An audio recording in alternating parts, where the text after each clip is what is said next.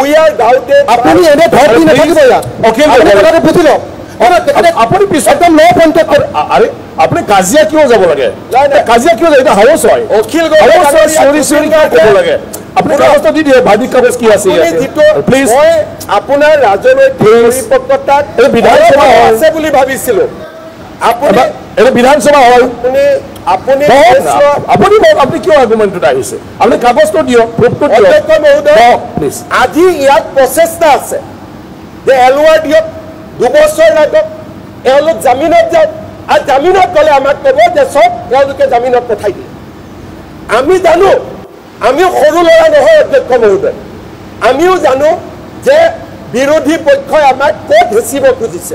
আৰু আমি হেঁচা নাখাওঁ কেছটোৱে বিহু কমিটিৰ ওপৰত আছে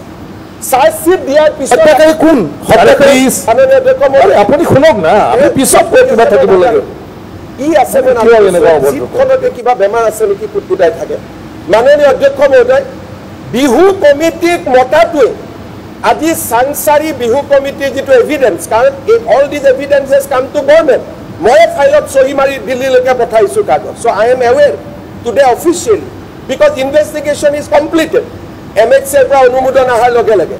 বিহু কমিটিক যদি নামাতে দিছ investigation will not be completed it should be made clear কোনো আরে প্লিজ এটো আপনার নো কইলে না লিখত পঢ়ক কি আছে এটো আপনার নো কইলে না আছে আপনি চিফ সেক্রেটারি কেটো কি লিখিছিলে প্লিজ ইয়েস প্লিজ স্পিক কি কোৱা হয় কথা বলিছিলে নিজে পঢ়ি আছে মানে ডাঙৰীয়া প্লিজ অধ্যক্ষ মহোদয় অখিল গগৈ ডাঙৰীয়াক বুজাব লাগে যে চিফ সেক্ৰেটাৰি প্লিজ স্পিক লিখা মানে এপ্ৰুভ নুবুজায় মই চিফ সেক্ৰেটাৰি যেতিয়া মোক লগ কৰিব আহিছে মই চিফ সেক্ৰেটাৰি কৈছো সকলো ডিপাৰ্টমেন্টৰ কৈ দিব 1 টকাও নিদিব আজি কোনো ডিপাৰ্টমেন্টে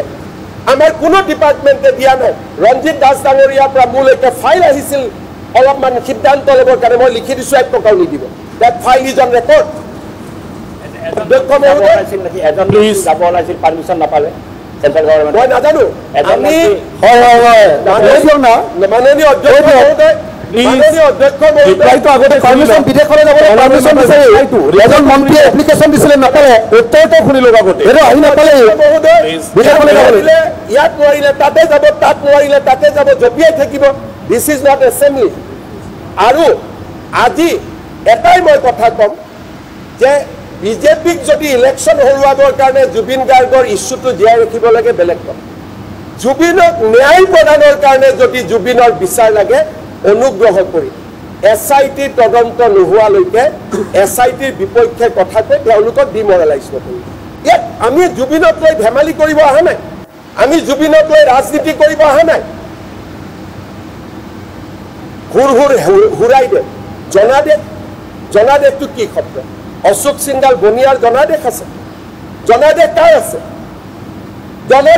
আছে জনাদেশ সেই খবৰৰ আছে যোনে অসমৰ ফৰেষ্টত 46 লাখ বিঘা মাটি দখল কৰি আছে জনাদেশৰ কথাই বনিয়াক নুবুজায় মোক অসমীয়া কথা শিকাবৰ প্ৰয়োজন নাই তাৰমানে অশোক সিংগালক জুবিনদাৰ মাটি ল'বলৈ দিব অশোক সিংগালক জুবিনদাৰ মাটি ল'বলৈ দিব মানে এতিয়া তেওঁলোক ক'লৈকে আহিছে চব একেখন মালৰ জুবিন গাৰ্গৰ কথাটো ক'ত জুবিন গাৰ্গৰ মৃত্যুৰ তদন্তৰ পৰা অশোক সিংগালক টাৰ্গেট কৰক it is a purely political game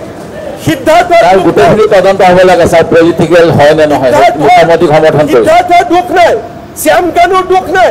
Ashok সিংগালৰ দুখ তাৰমানে ইউ আৰ প্লেইং পলিটিক্স আজি অসমৰ মানুহ অশোক সিংগালক মাটি বিচাৰিছো মাটি বেলেগ কৰি আনক না প্ৰস্তাৱ এটা অধ্যক্ষ মহোদয় মই কতো মাটি দিয়া নাই বেলেগ কৰি প্ৰস্তাৱ আনক জুবিনৰ লগত লিংক নকৰিব ৰিলিভেন্ট নহয় আজি অধ্যক্ষ মহোদয় ৰিলিভেন্ট নহয় জুবিনৰ স্মৃতিৰ কাৰণে যেতিয়া মই মাটি দুখৰ দিছিলো কি কৈছিল এখন শ্মশান এখন অমুক তাত মুখ্যমন্ত্ৰীয়ে কিয় মাটি দিব কোনে সমালোচনা কৰিছিল তেতিয়া আজি তেওঁলোকৰে সমাধি ক্ষেত্ৰখন মৰমৰ হৈ পৰিল যিদিনাখন মই মাটি দিছিলো কৈছিলা না নাই যে এখন জুবিন শ্মশানত কিয় মাটি দিলে আজি জুবিন গাৰ্গৰ কাৰণে মই গৌৰৱ নকৰো একো নকওঁ মই একো নকওঁ সময়ে ইতিহাসে ইয়াক হিচাপ কৰিব যে জুবিন গাৰ্গৰ কাৰণে অসম চৰকাৰ আৰু বিজেপিয়ে কি কৰিছে কাৰণ আমি লুকাবলগীয়া একো নাই CBI দিব CBI কিয় দিম CBI তদন্ত নালাগে CBI কিয় দিম আই ৰিজেক্ট CBI ইনকুৱাৰী ওকে আৰু ৰিজেক্ট জুবিন গাৰ্গৰ ভাৰত ৰত্ন তাৰমানে আজি জুবিন গাৰ্গৰ ভাৰত ৰত্ন অখিল গগৈ জুবিন গাৰ্গ অখিল গগৈ দিব লাগিব বিজেপি বিজেপিয়ে সাপোৰ্ট কৰে ভাৰত ৰত্ন বিজেপিয়ে সাপোৰ্ট কৰে এজিপিয়ে সাপোৰ্ট কৰে ইউপিপিএল সাপোৰ্ট কৰে প্ৰস্তাৱ লওক বিধানসভাত প্ৰস্তাৱ লওক স্যাৰ ভাৰত ৰত্ন বিধানসভাত প্ৰস্তাৱ লওক ভাৰত ৰত্ন দিব লাগে একো জুবিন গাৰ্গ ভাৰত ৰত্ন দিবৰ কাৰণে আজি বিধানসভাত প্ৰস্তাৱ লওক বলো না মোৰ কোনো আপত্তি নাই প্ৰস্তাৱটো লওক আপত্তি নাই নহয় লওক আপুনি আপুনি নিজানতা হাউচ আপুনি প্ৰস্তাৱটো লওক আপুনি নিজানতা হাউচ ভাৰত ৰত্ন দিবৰ কাৰণে প্ৰস্তাৱটো লওক মাননীয় অধ্যক্ষ মহোদয় মই প্ৰস্তাৱ কৰিলো যে জুবিন গাৰ্গক ভাৰত ৰত্ন দিব লাগে